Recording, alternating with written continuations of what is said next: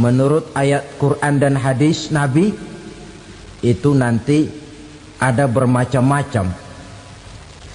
Ada orang beriman itu yang dimasukkan surga. Ada orang beriman itu yang dimasukkan ke dalam surga. Ada orang beriman itu yang disebut penduduk surga. Kenapa lain-lain, Pak? Karena waktu di dunia amalannya juga lain-lain. Ada orang beriman yang masuk surga. Ini paling murah tiketnya. Mau masuk surga? Kata Nabi begini, ma min abdin qala la ilaha illallah thumma mata ala dhalik illa dakhalal jannah. Kalau seorang hamba sudah mengucap dua kalimat syahadat, dia yakin dengan kebenaran kalimat itu sampai matinya, orang itu akan masuk surga. Abi Dzar yang waktu itu diajak bicara heran, ya Rasul kok gampang betul? Iya. Walaupun orang itu mencuri, iya. Walaupun orang itu berzina, iya. Biar dia mencuri, biar dia berzina, kalau dia sudah mengucap dua kalimat syahadat, dia yakin dengan kebenaran kalimat itu sampai matinya, itu orang akan masuk surga. Jadi masuk surga cukup dua kalimat syahadat, yakin sampai mati, masuk surga. Itu perkara masuk. Tapi kalau pertanyaannya diterusin, masuknya kapan, Pak?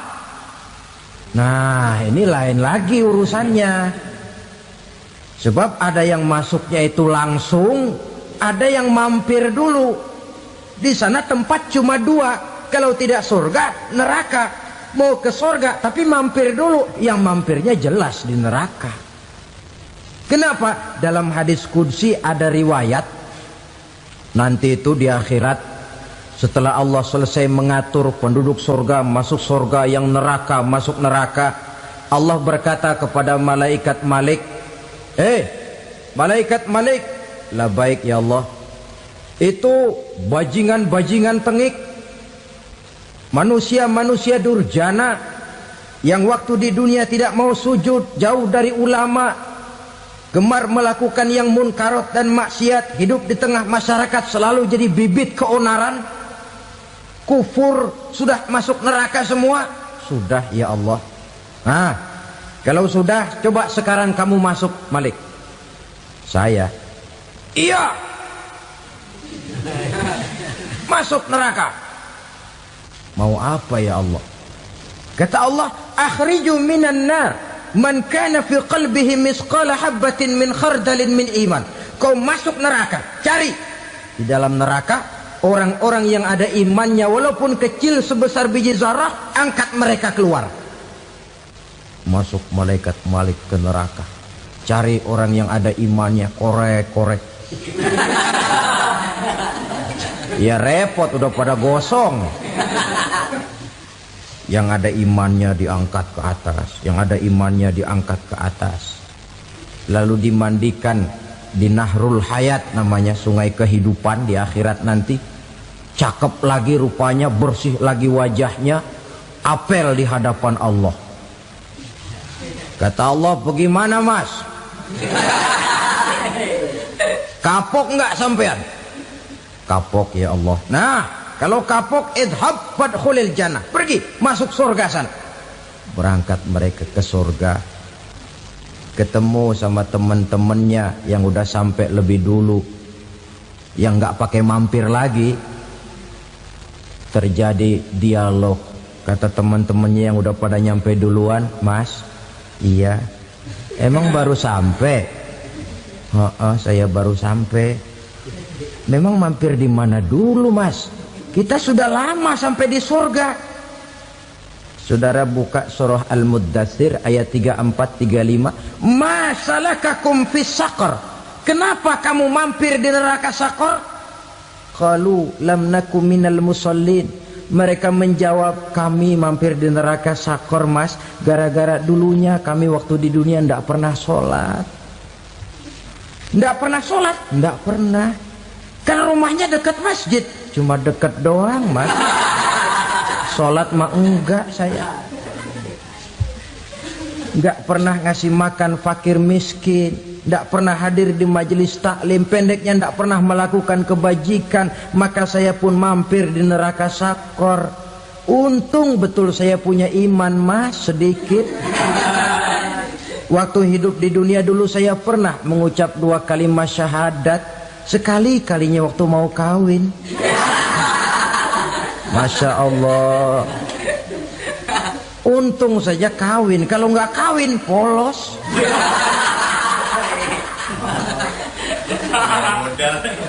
Itu juga pengulu sudah setengah mati ngajarin. Asyhadu alla, asyaduaan, asyaduaan.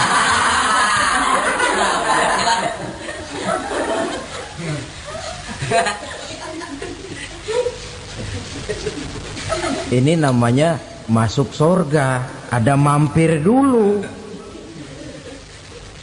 Ada pula orang mukmin itu yang dimasukkan surga. Namanya dimasukkan kan terima beres. Saya masuk ke rumah, jalan sendiri, cari tempat sendiri. Saya dimasukkan ke dalam rumah, terima beres, pokok ada di dalam, itu dimasukkan namanya. Nggak pakai mampir.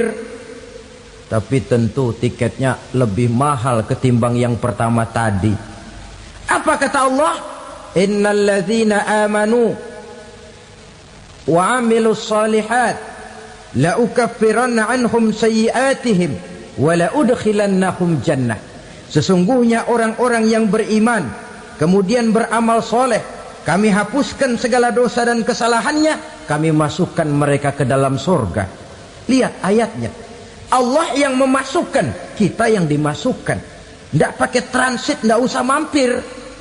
Cuma tidak cukup syahadat, tidak cukup amanu, tapi diiringi dengan wa'amilus salih. Iman, amal. Tidak cukup syahadat, lalu dibuktikan dia sholat, dia zakat, puasa, lalu dia melakukan berbagai macam kebajikan. Ini yang menyebabkan dia tidak pakai mampir di tempat yang bernama sakor. Lalu ada pula orang mukmin itu yang disebut penduduk surga. Wah, ini sudah VIP ini. Ashabul jannah, penduduk surga. Siapa mereka? Kata Allah, innal ladzina amanu summa istaqamu fala khaufun 'alaihim wala hum yahzanun ulaika ashabul jannah hum fiha khalidun. Sesungguhnya orang-orang yang beriman lalu istiqamah, tetap dalam melaksanakan perintah Allah, tidak goyang, tidak labil tapi stabil, istiqamah, mereka tidak takut dan tidak bersedih hati. Merekalah penduduk surga. Iman, istiqamah. Tidak punya duit, sembahyang. Banyak duit, sembahyang. Miskin, sembahyang. Kaya, tetap sembahyang. Istiqamah. Kadang orang kalau susah rajin ke masjid, banyak duitnya ngelihat masjid melengos. Waktu miskin hamba Allah, setelah kaya jadi hamba harta. Bergeser, tidak ada nilai istiqomahnya. Saudara-saudara, dengan begitu penduduk neraka itu dua. Ada penduduk permanen, ada penduduk yang semi permanen. Yang semi permanen orang-orang beriman yang mempunyai dosa besar. Mereka masuk ke neraka untuk menerima azab sesuai dengan dosanya. Bila selesai masa azab itu, mereka akan diangkat untuk ditempatkan kembali ke dalam surganya Allah Subhanahu wa ta'ala.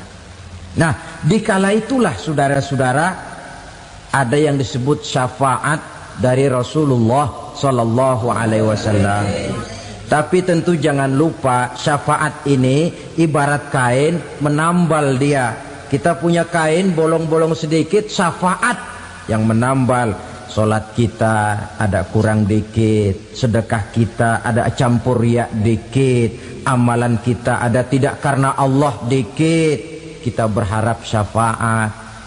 Jadi biarlah kain masih bolong-bolong, yang penting punya kain. Tapi kalau kainnya tidak ada, yang ditambal apanya? Sholat tidak, puasa tidak, zakat tidak, berharap syafaat saja. Ya, terlalu berlebihan itu. Saudara hadirin yang saya hormati, apabila selesai proses penghisaban, proses penghitungan, maka dikala itulah manusia terbagi dalam dua kelompok besar. Fariqun fil jannah wa fariqun fis sa'ir. Sekelompok orang-orang beruntung yang masuk ke dalam surga, dan sekelompok lagi masuk ke dalam neraka. Ibu-ibu, saudara-saudara kaum muslimin rahimakumullah. Pada pertemuan yang lalu sudah saya jelaskan bahwa hidup selalu berakhir dengan kematian. Apabila datang kematian menimpa seseorang, datanglah kiamat baginya. Itu yang disebut dengan kiamat kecil.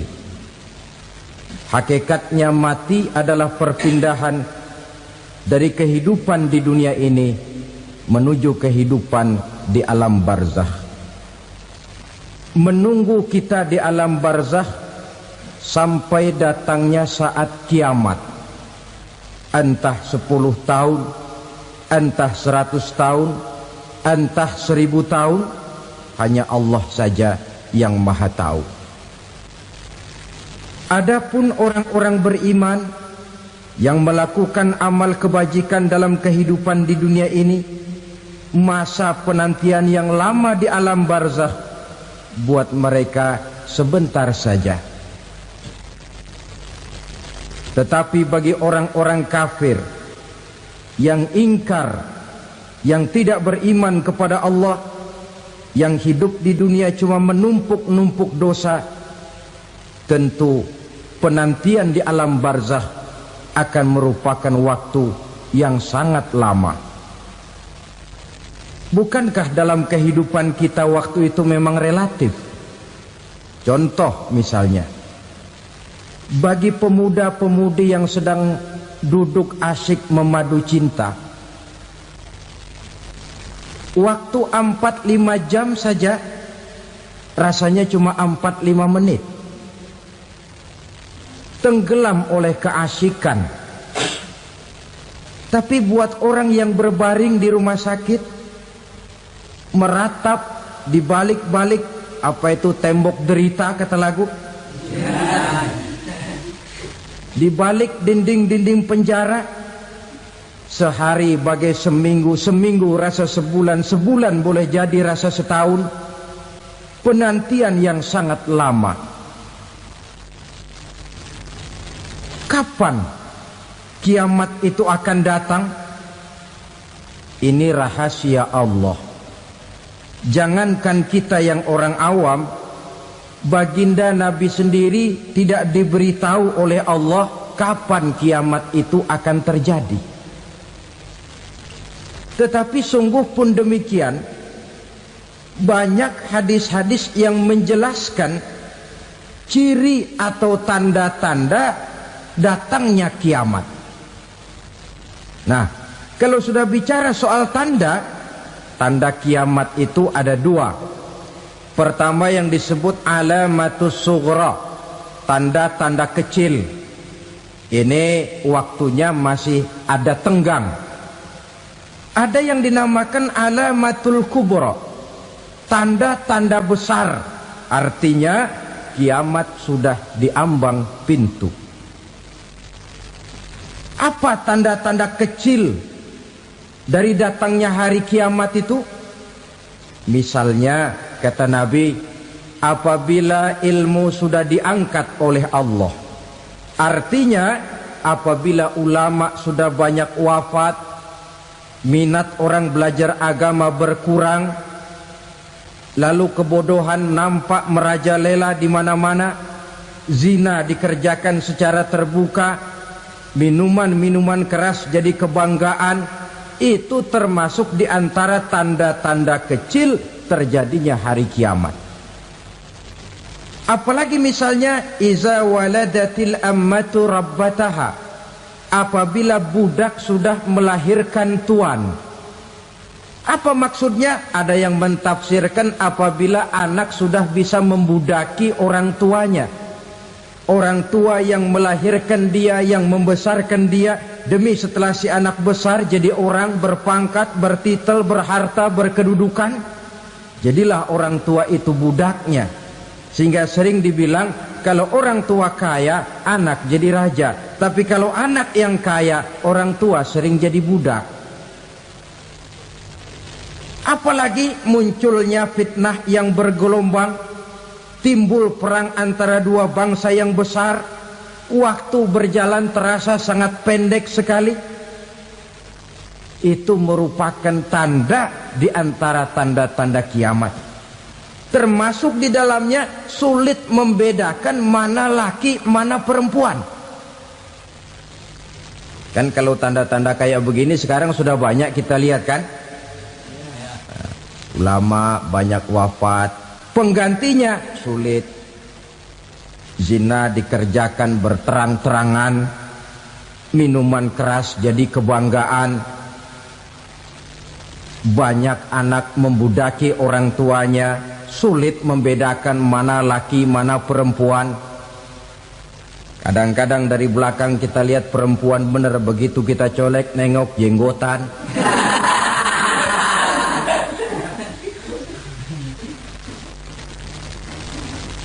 Ini termasuk tanda-tanda kecil. Masih ada tenggang sampai akan terjadinya kiamat itu. Nah, yang dimaksud dengan tanda-tanda besar, ini tanda besar artinya kiamat sudah diambang pintu. Pertama, matahari terbit dari sebelah barat. Apabila matahari sudah terbit dari arah sebelah barat, tertutuplah sudah pintu taubat. Bersabda Nabi kita, la taqumus sa'atu hatta tatlu'a syamsu min maghribiha. Tidak akan datang hari kiamat sampai matahari terbit dari arah sebelah barat. Fa iza tala'at, manakala matahari telah terbit dari arah sebelah barat, wara'ahan nasu, manusia banyak menyaksikan itu, amanu ajma'un, mereka pun lalu beriman.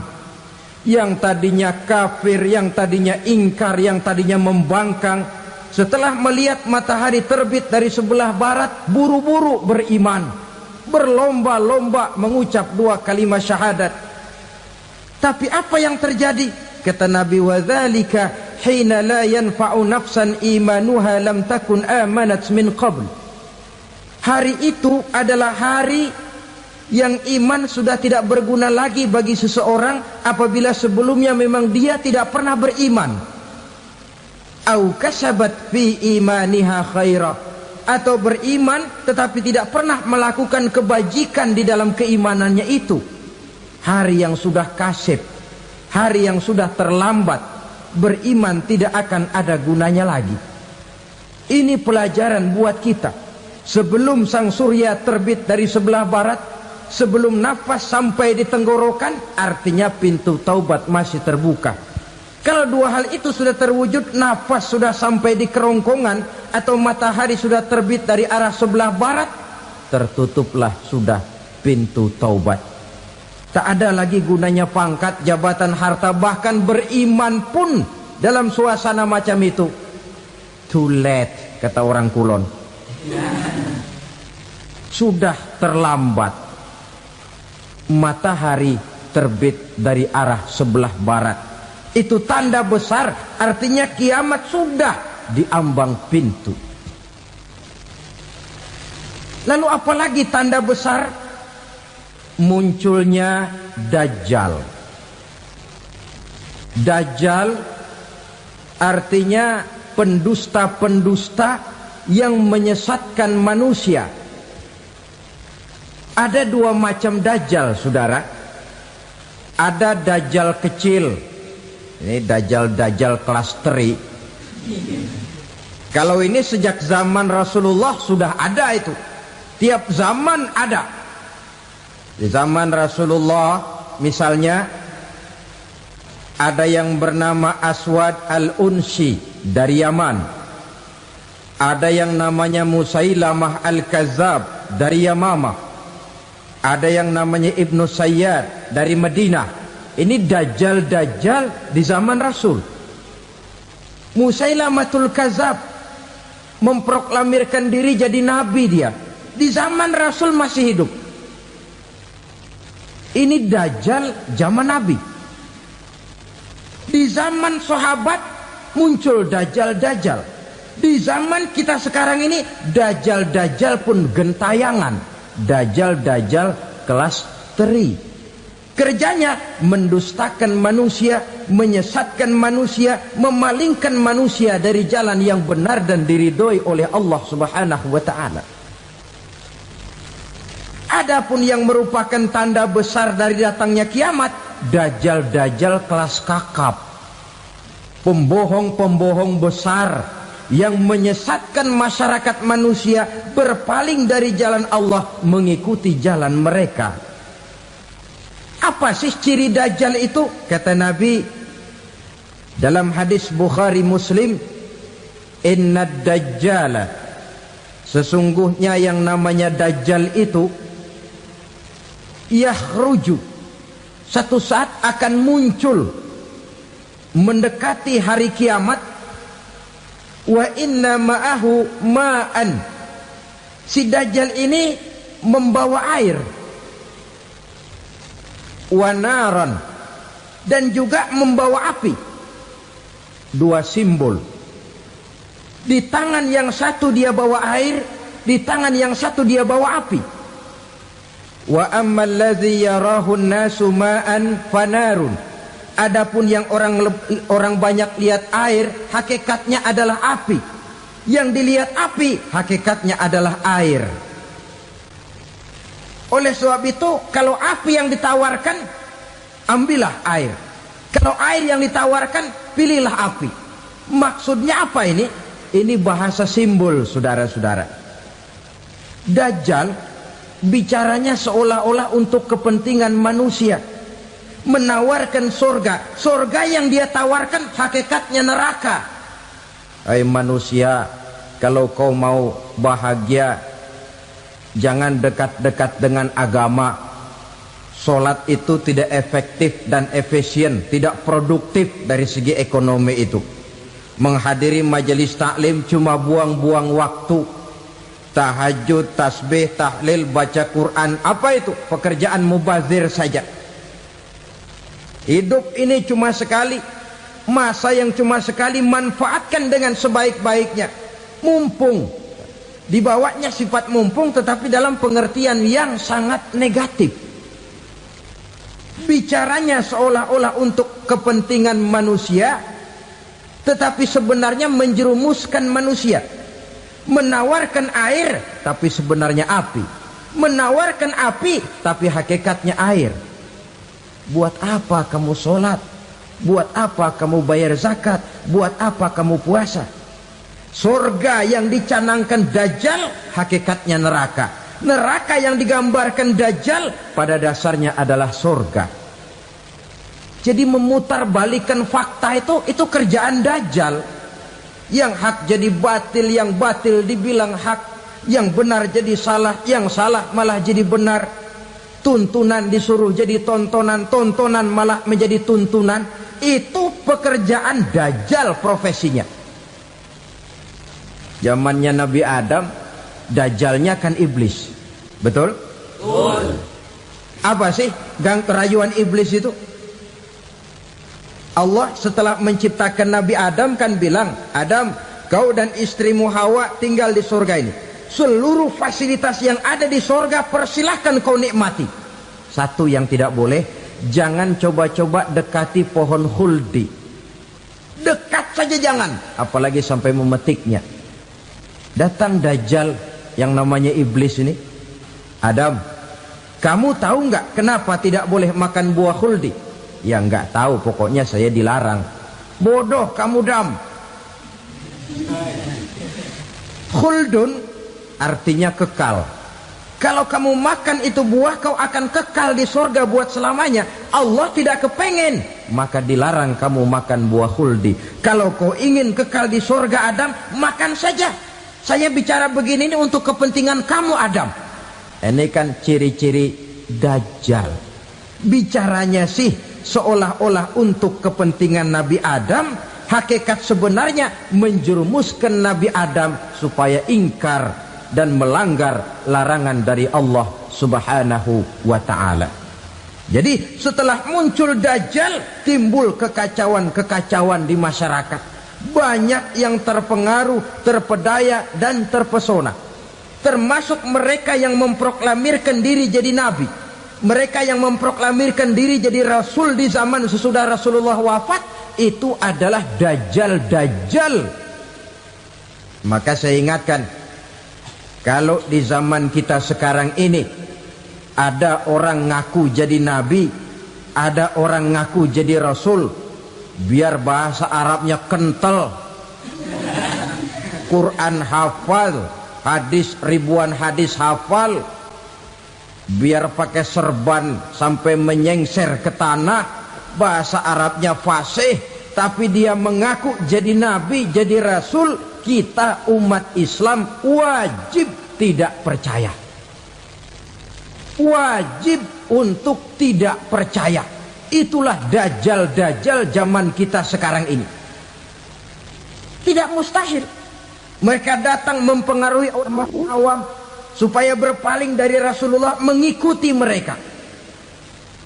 Nah, di akhir zaman nanti, mendekati hari kiamat, Dajjal ini muncul. Dajjal kelas kakap, menyesatkan masyarakat manusia untuk berpaling dari Islam, mengikuti seruan mereka. Apalagi di antara datangnya kiamat itu, tanda yang besar itu, turunnya Nabiullah Isa Al-Masih, putra Maryam. Menurut berbagai hadis yang sahih, Nabi Isa Al-Masih nanti akan turun lagi. Tidak membawa risalah yang baru, tapi meluruskan risalah Islam ini yang telah banyak ditinggalkan oleh masyarakat. Bahkan ada hadis menjelaskan beliau akan membunuh Nabi, mematahkan kayu-kayu salib, lalu melaksanakan haji dan umrah mengikuti syariat Nabi Muhammad, bukan membawa agama baru.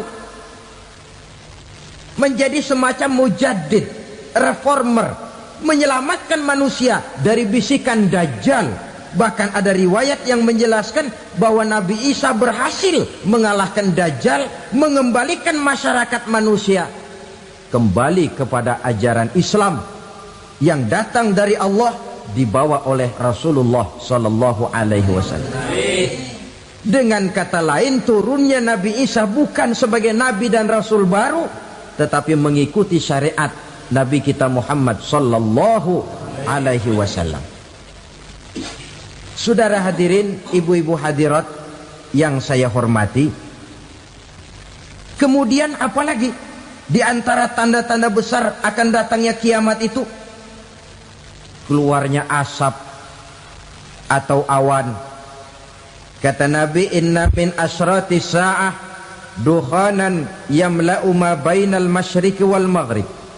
Di antara tanda-tanda kiamat, munculnya awan antara langit dan bumi.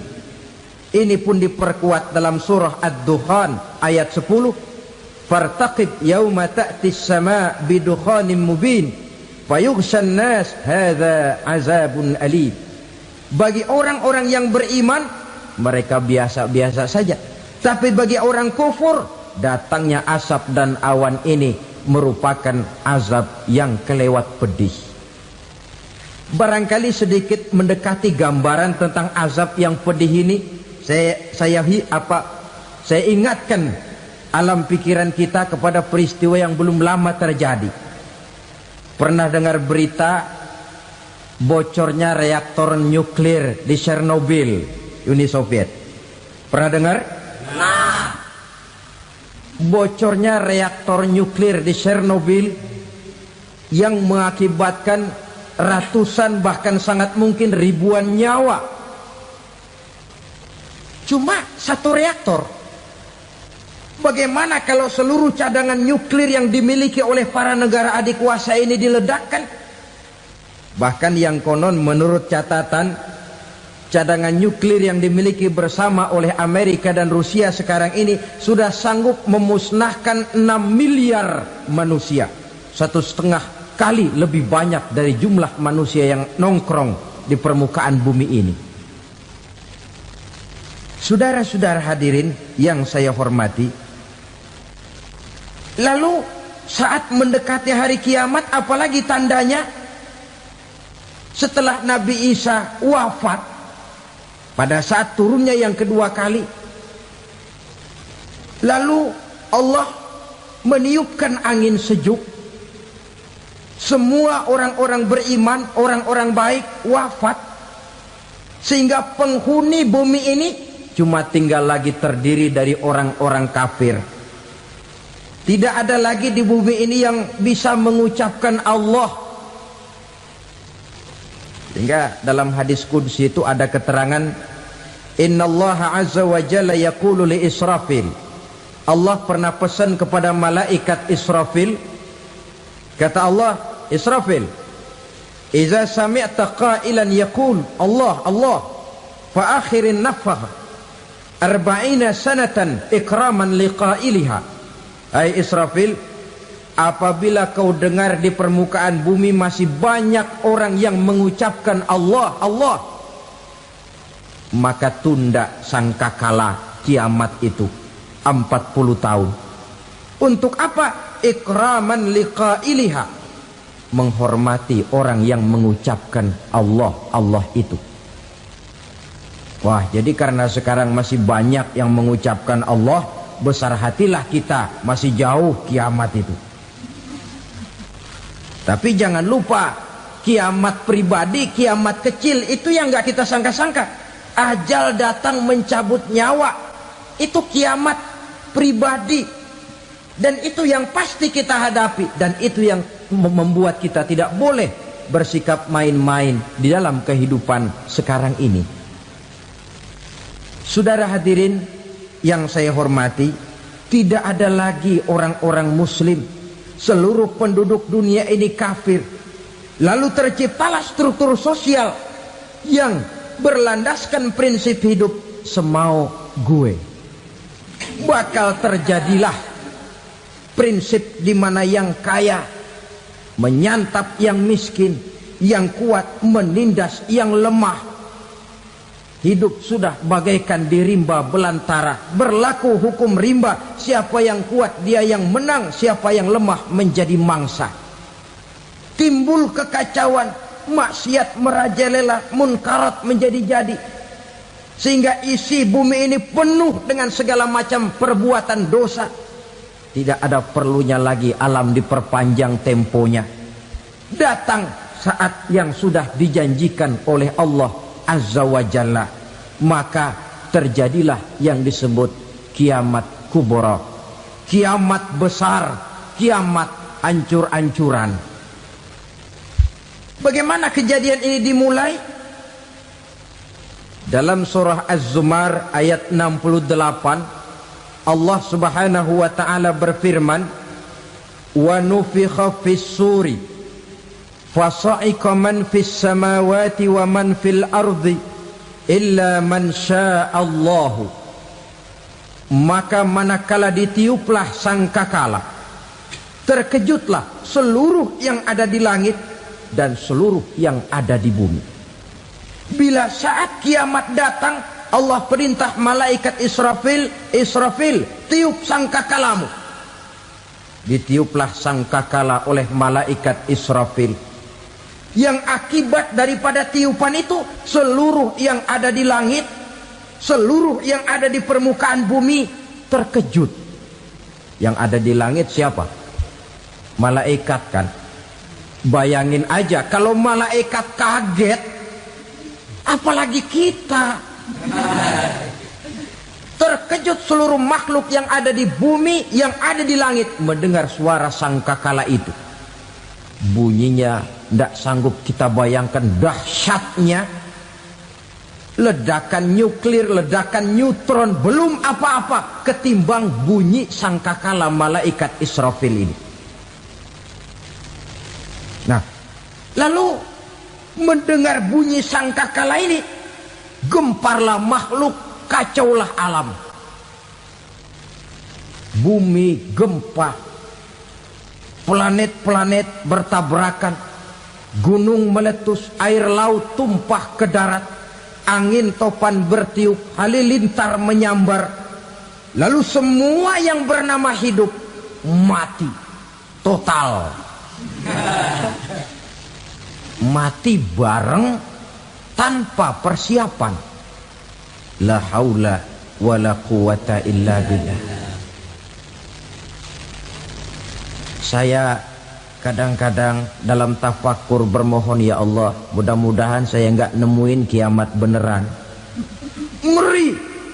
Tidak bisa kita bayangkan macam apa suasana seperti itu. Allah saja banyak memberikan gambaran, misalnya Al-Qari'ah, wa mal qari'ah, wa ma adraka mal qari'ah. Kejadian yang menggemparkan. Tahukah kamu apa kejadian yang menggemparkan itu? Yauma yakunun nasu kal farasil mabsus wa takunul jibalu kal ihnil manfus. Pada saat itu manusia berterbangan bagai kupu-kupu, gunung berterbangan seperti kapas ditiup angin. Gunung saja macam kapas, konon lagi manusia. Kematian total, mulai semut sampai gajah mati, jin mati, iblis mati, malaikat mati. Malaikat saja mati. Saudara hadirin yang saya hormati, kematian total yang tanpa persiapan.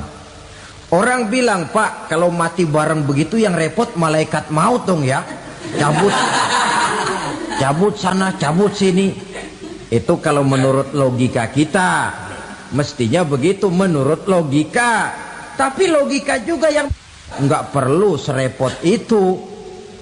Sebab untuk mematikan listrik di wilayah DKI, di wilayah Jakarta, nggak perlu tiap rumah didatengin, matiin, ya lama. Cukup dari kantor pusatnya saja PLN, tekan satu tombol, gelaplah seluruh Jakarta. Saudara hadirin yang saya hormati, kematian total. Lalu setelah kematian total, planet-planet juga mati, dalam arti tidak bergerak dan beredar. Angin mati, dalam arti tidak bertiup. Air mati, dalam arti tidak ada riak gelombang. Pokoknya semua mati. Kullu nafsin za'iqatul maut. Semua yang bernafas mati. Dalam ayat lain, kullu man 'alaiha fan. Semua yang ada di permukaan bumi fana. Yang kekal cuma Allah Subhanahu wa ta'ala. Yang paling belakang mati malaikat maut dan malaikat Israfil. Tapi mati juga sesuai dengan janji Allah. 10 lamanya. Tidak dijelaskan oleh Abi Hurairah 40 jam, apa 40 hari, apa 40 tahun. Hadis-hadis cuma menyebutkan 40 saja.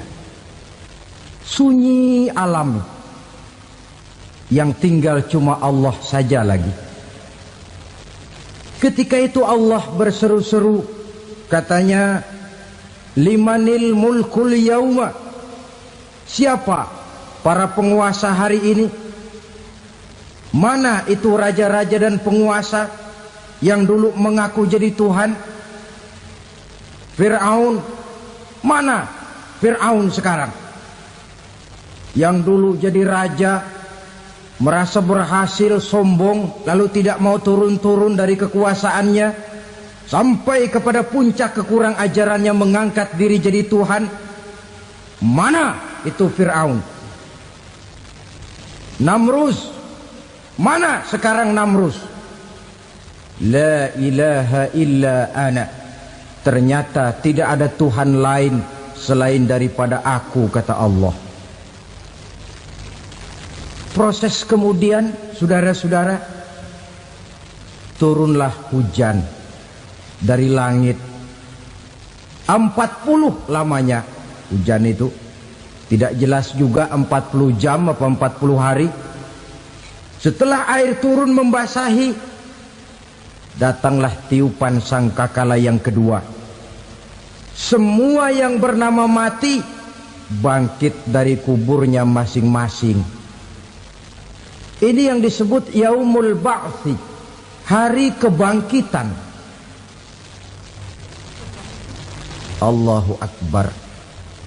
Pada saat kita bangkit dari kubur kita masing-masing, kumpul di padang mahsyar namanya. Bayangin aja, saya sendiri nggak sanggup bayangin. Manusia sejak zaman Adam sampai zaman kiamat kumpul bareng di tempat sama. Berapa banyaknya itu?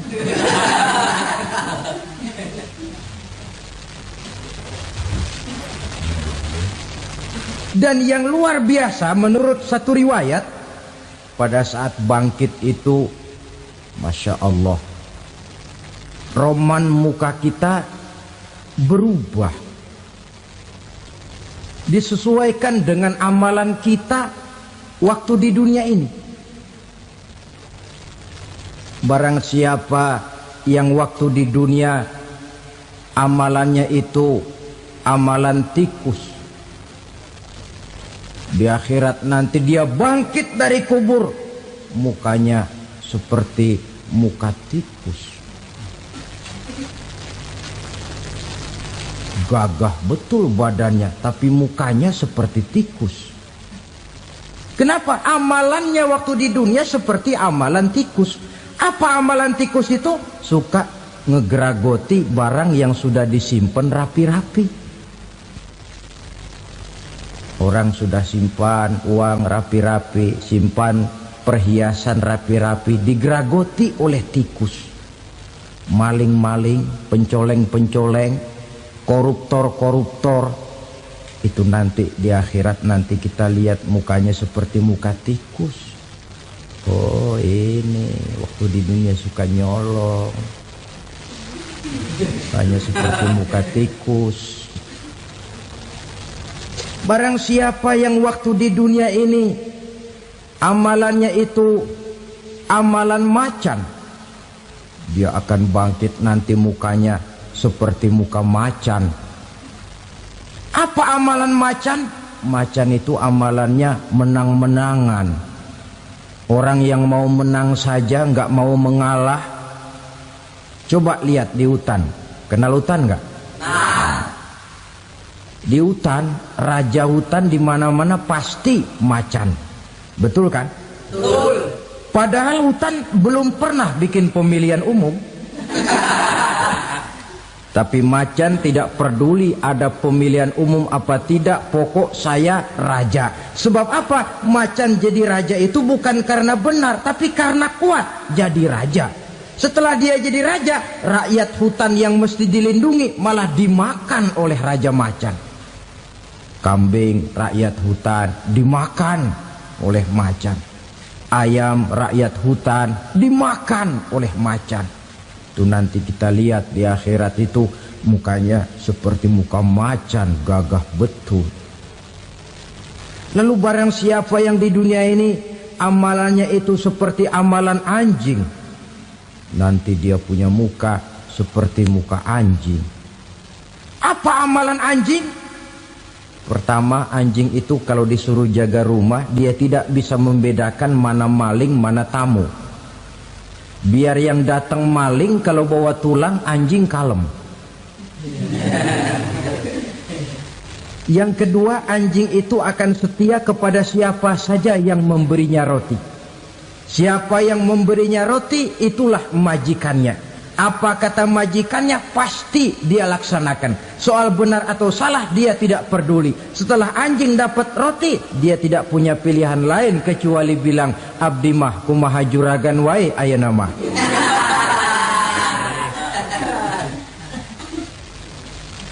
Saudara hadirin yang saya hormati, berkumpul di padang mahsyar, tiap orang sibuk dengan persoalannya masing-masing. Matahari waktu itu didekatkan oleh Allah. Panas luar biasa. Ada yang saking panasnya itu mencucurkan peluh keringat sampai sebatas mata kakinya. Ada yang keringatnya sampai sedengkulnya. Ada yang keringatnya sampai sepusatnya.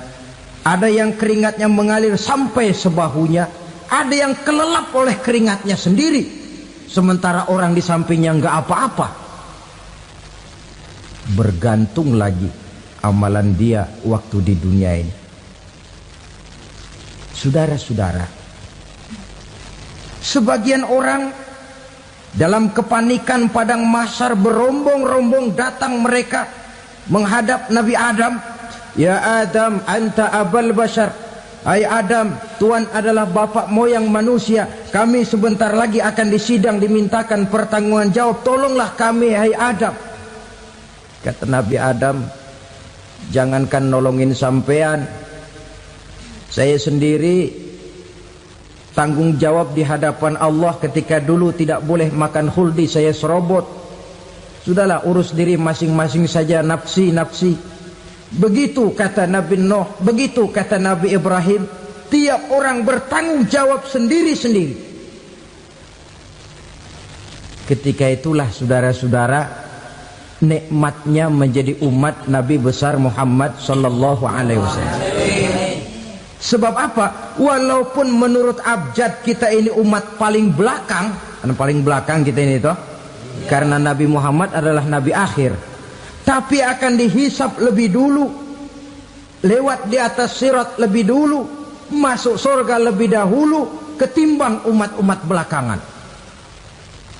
Ketika Rasul mendekati ajal, beliau tanyakan itu kepada malaikat Jibril. Malaikat Jibril berkata, Muhammad jangan khawatir, Allah sudah berjanji, inni haramtul jannata ala sairil anbiya hatta tadkhulaha anta, wa haramtuha ala sairil umami hatta tadkhulaha ummatuka. Surga aku haramkan buat seluruh nabi kecuali kalau engkau Muhammad sudah masuk ke dalamnya, dan surga aku haramkan buat seluruh umat kecuali kalau umatmu Muhammad sudah masuk ke dalamnya. Logikanya, walaupun menurut abjad kita umat paling belakang, bakal dihisap paling dulu, lewat di atas sirat paling dulu, masuk surga paling dulu, kalau mampir ke neraka juga paling dulu. Ya resiko. Jangan mau enaknya aja paling dulu. Saudara hadirin yang saya hormati, setelah masa kebangkitan itu jangan dikira begitu bangkit langsung diperiksa. Masih menunggu menanti ribuan tahun perhitungan padang mahsyar untuk sampai kepada proses yang disebut yaumul hisab, hari perhitungan. Seorang demi seorang bakal dipanggil. Bayangkan saja, kita se-RT saja di absen, kadang-kadang perlu waktu lama. Ini manusia sejak zaman Nabi Adam sampai datang hari kiamat, satu demi satu disidang di hadapan Qadhi Rabbul Jalil. Status sosial copot sudah waktu itu. Yang pernah jadi hartawan di situ tidak lagi kelihatan kehartawanannya. Yang pernah jadi jenderal tidak lagi dipanggil jenderalnya. Yang ustadz tidak lagi dipanggil al-mukarramnya. Seluruh status sosial selesai. Dipanggillah kita seorang demi seorang menghadap Qadhi Rabbul Jalil. Bagaimana proses penghisaban itu? Pertama, proses tanya jawab. Di antaranya ada hadis menyatakan, lan tazula qadama 'abdin yaumal qiyamah hatta yus'ala an arba'i khisalin. Besok di hari kiamat tidak akan bergeser telapak kaki seorang hamba sampai dia ditanya lebih dulu tentang 4 persoalan. Tentang ilmunya, kemana ilmu itu diamalkan. Tentang umurnya, di mana umur itu dihabiskan. Tentang masa mudanya, kemana masa muda itu dipakai. tentang hartanya, dari mana harta itu didapat dan kemana harta itu dibelanjakan. Ini termasuk proses tanya jawab. Jadi kalau istilah pengadilan dunia, nama Fulan bin Fulan. Kamu waktu di dunia diberikan umur panjang untuk apa? Pernah mengalami masa muda, kemana kau habiskan masa remajamu? Kau diamanahkan ilmu, dengan apa ilmumu kau amalkan? Kau diberikan harta, dari mana harta kau dapat, kemana kau belanjakan? Tak seorang pun yang bisa mungkir. Sebab apa? Dikala itu yang menjadi saksi bukan orang. Yang menjadi saksi adalah seluruh anggota badan kita. Tangan bicara, kaki jadi saksi terhadap seluruh amalan yang pernah kita kerjakan pada saat kehidupan di alam dunia ini. Selesai proses tanya jawab, lalu diperlihatkan buku catatan kita waktu hidup di dunia ini. Jangan lupa Allah itu menyiapkan 2 superkomputer kepada kita. Sebelah ditempelin sebelah kanan, yang sebelah tempelin di sebelah kiri. Komputer itu namanya Raqib dan Atid.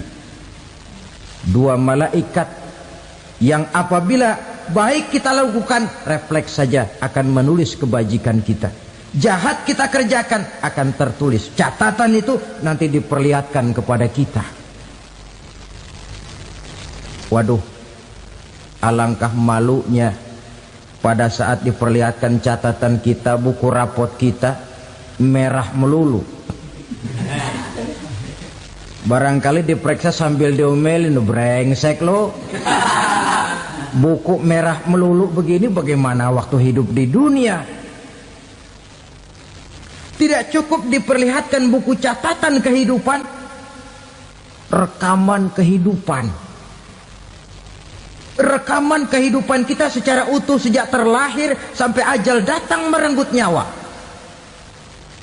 Barangkali mirip dengan video sekarang ini, di mana terekam dengan baik seluruh kegiatan kita, sejak yang sekecil-kecilnya sampai kepada yang sebesar-besarnya. Untuk kemudian kita pun menerima balasan. In khairan fa khairun wa in syarran fa syarrun. Kalau baik ya baik balasannya, kalau jahat ya jahat juga balasannya. Catatan-catatan kita diberikan. Kalau banyak kebajikannya diberikan di tangan kanan dengan cara yang halus. Kalau banyak kejahatannya diberikan dari sebelah kiri atau dilempar dari belakang. Itulah sebabnya sejak di dunia ini kita sudah mohon kepada Allah. Ketika berwudu membasuh tangan kanan, apa kita bilang? Allahumma a'tini kitabi biyamini wa hasibni hisaban yasira. Ya Allah, berikan saya kitab di tangan kanan, dan kalau saya memang perlu dihisap, hisaplah saya yang seringan-ringannya. Tangan kiri berlindung kita kepada Allah. Jangan sampai diberikan kitab di tangan kiri atau dari arah sebelah belakang. Wa a'udzubika an tu'tiya kitabi bishimali aw min wara'i zuhri, dari arah sebelah belakang. Na'udzubillah min dzalik.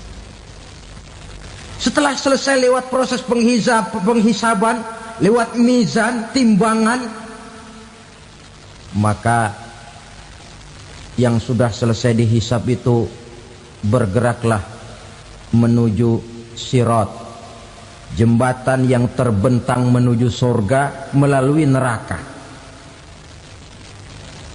Saudara-saudara, panjangnya perjalanan sirat itu memakan waktu ratusan tahun. Tetapi orang yang lewat di atas sirat pun macam-macam, bergantung amalannya ketika di dunia ini.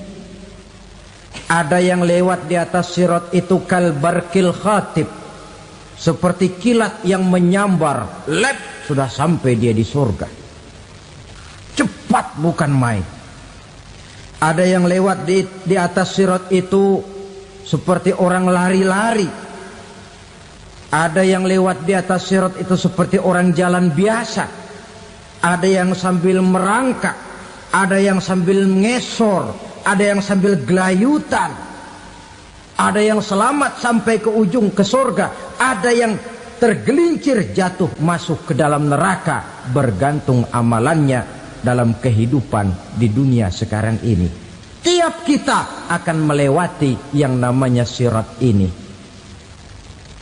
Saudara-saudara kaum muslimin yang saya hormati, dengan demikian mereka yang selamat melalui sirat sampai ke terminal akhir surga, mereka yang ketika dihisab ternyata banyak kejahatannya daripada kebaikannya, mereka singgah di dalam neraka. Nah, adapun orang-orang yang beriman menurut ayat Quran dan hadis Nabi itu nanti ada bermacam-macam. Ada orang beriman itu yang dimasukkan surga. Ada orang beriman itu yang dimasukkan ke dalam surga. Ada orang beriman itu yang disebut penduduk surga. Kenapa lain-lain, Pak? Karena waktu di dunia amalannya juga lain-lain. Ada orang beriman yang masuk surga. Ini paling murah tiketnya. Mau masuk surga? Kata Nabi begini, ma min abdin qala la ilaha illallah thumma mata ala dhalik illa dakhala al-jannah. Kalau seorang hamba sudah mengucap dua kalimat syahadat, dia yakin dengan kebenaran kalimat itu sampai matinya, orang itu akan masuk surga. Abi Dzar yang waktu itu diajak bicara heran, ya Rasul kok gampang betul? Iya, walaupun orang itu mencuri, iya, walaupun orang itu berzina, iya. Biar dia mencuri, biar dia berzina, kalau dia sudah mengucap dua kalimat syahadat, dia yakin dengan kebenaran kalimat itu sampai matinya, itu orang akan masuk surga. Jadi masuk surga cukup dua kalimat syahadat, yakin sampai mati, masuk surga. Itu perkara masuk. Tapi kalau pertanyaannya diterusin, masuknya kapan, Pak? Nah, ini lain lagi urusannya. Sebab ada yang masuknya itu langsung, ada yang mampir dulu. Di sana tempat cuma dua, kalau tidak surga, neraka. Mau ke surga tapi mampir dulu, yang mampirnya jelas di neraka.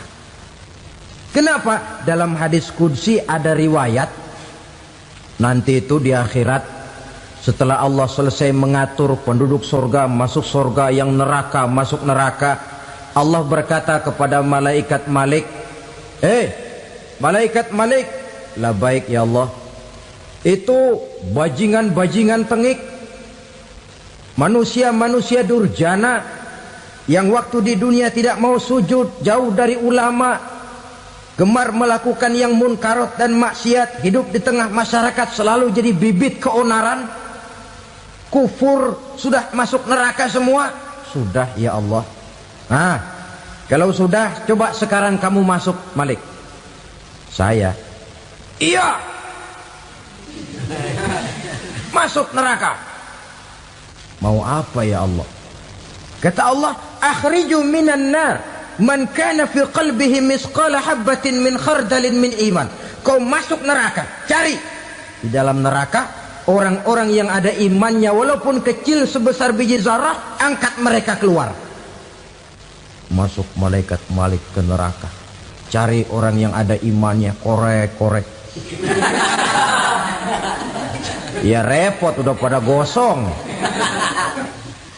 Yang ada imannya diangkat ke atas, yang ada imannya diangkat ke atas, lalu dimandikan di Nahrul Hayat, namanya sungai kehidupan di akhirat nanti. Cakep lagi rupanya, bersih lagi wajahnya, apel di hadapan Allah. Kata Allah, bagaimana mas? Kapok nggak sampean? Kapok ya Allah. Nah, kalau kapok, idhab fadkhulil jannah, pergi masuk surga sana. Berangkat mereka ke surga. ketemu sama teman-temannya yang udah sampai lebih dulu, yang nggak pakai mampir lagi. Terjadi dialog. Kata teman-temannya yang udah pada nyampe duluan, "Mas, iya, emang baru sampai?" "Oh, saya baru sampai." "Memang mampir di mana dulu, Mas? Kita sudah lama sampai di surga." Saudara buka surah Al-Muddatsir ayat 34-35. "Ma salakakum fis saqar?" Kenapa kamu mampir di neraka Saqar? Qalu lam naku minal musallin. Mereka menjawab, kami mampir di neraka Saqar, Mas, gara-gara dulunya kami waktu di dunia tidak pernah sholat. Tidak pernah sholat? Tidak pernah. Kan rumahnya dekat masjid. Cuma dekat doang, Mas. Sholat mah enggak saya. Enggak pernah ngasih makan fakir miskin. Enggak pernah hadir di majelis taklim. Pendeknya enggak pernah melakukan kebajikan. Maka saya pun mampir di neraka Saqar. Untung betul saya punya iman, Mas, sedikit. Waktu hidup di dunia dulu saya pernah mengucap 2 kalimat syahadat. Sekali-kalinya waktu mau kawin. Masya Allah. Untung saja kawin. Kalau nggak kawin polos.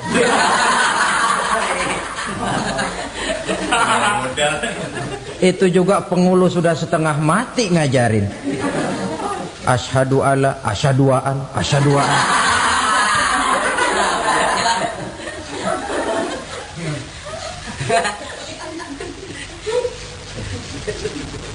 Ini namanya masuk surga, ada mampir dulu. Ada pula orang mukmin itu yang dimasukkan surga. Namanya dimasukkan kan terima beres. Saya masuk ke rumah, jalan sendiri, cari tempat sendiri. Saya dimasukkan ke dalam rumah, terima beres, pokok ada di dalam, itu dimasukkan namanya. Nggak pakai mampir. Tapi tentu tiketnya lebih mahal ketimbang yang pertama tadi. Apa kata Allah? Innal ladzina amanu wa 'amilus shalihat la ukaffiranna 'anhum sayyi'atihim wa la udkhilannahum jannah. Sesungguhnya orang-orang yang beriman kemudian beramal soleh, kami hapuskan segala dosa dan kesalahannya, kami masukkan mereka ke dalam surga. Lihat ayatnya. Allah yang memasukkan, kita yang dimasukkan. Tidak pakai transit, tidak usah mampir. Cuma tidak cukup syahadat, tidak cukup amanu, tapi diiringi dengan wa'amilus salih. Iman, amal. Tidak cukup syahadat, lalu dibuktikan dia sholat, dia zakat, puasa, lalu dia melakukan berbagai macam kebajikan. Ini yang menyebabkan dia tidak pakai mampir di tempat yang bernama Saqar. Lalu ada pula orang mukmin itu yang disebut penduduk sorga. Wah, ini sudah VIP ini. Ashabul jannah, penduduk sorga. Siapa mereka? Kata Allah, innal ladzina amanu summa istaqamu fala khaufun alaihim wala hum yahzanun ulaika ashabul jannah hum fiha khalidun. Sesungguhnya orang-orang yang beriman lalu istiqamah, tetap dalam melaksanakan perintah Allah, tidak goyah, tidak labil tapi stabil, istiqamah, mereka tidak takut dan tidak bersedih hati. Merekalah penduduk surga. Iman, istiqamah. Tidak punya duit, sembahyang. Banyak duit, sembahyang. Miskin, sembahyang. Kaya, tetap sembahyang. Istiqamah. Kadang orang kalau susah rajin ke masjid, banyak duitnya ngelihat masjid melengos. Waktu miskin hamba Allah, setelah kaya jadi hamba harta. Bergeser, tidak ada nilai istiqomahnya. Saudara-saudara, dengan begitu penduduk neraka itu dua. Ada penduduk permanen, ada penduduk yang semi permanen. Yang semi permanen orang-orang beriman yang mempunyai dosa besar. Mereka masuk ke neraka untuk menerima azab sesuai dengan dosanya. Bila selesai masa azab itu, mereka akan diangkat untuk ditempatkan kembali ke dalam surganya Allah Subhanahu wa ta'ala. Nah, dikala itulah saudara-saudara, ada yang disebut syafaat dari Rasulullah Sallallahu Alaihi Wasallam. Tapi tentu jangan lupa, syafaat ini ibarat kain menambal dia. Kita punya kain bolong-bolong sedikit, syafaat yang menambal. Solat kita ada kurang dikit, sedekah kita ada campur riak dikit, amalan kita ada tidak karena Allah dikit, kita berharap syafaat. Jadi biarlah kain masih bolong-bolong, yang penting punya kain. Tapi kalau kainnya tidak ada, yang ditambal apanya? Solat tidak, puasa tidak, zakat tidak, berharap syafaat saja. Ya, terlalu berlebihan itu.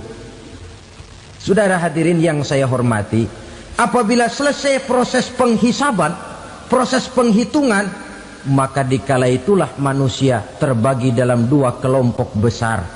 Fariqun fil jannah wa fariqun fis sa'ir. Sekelompok orang-orang beruntung yang masuk ke dalam surga, dan sekelompok lagi masuk ke dalam neraka.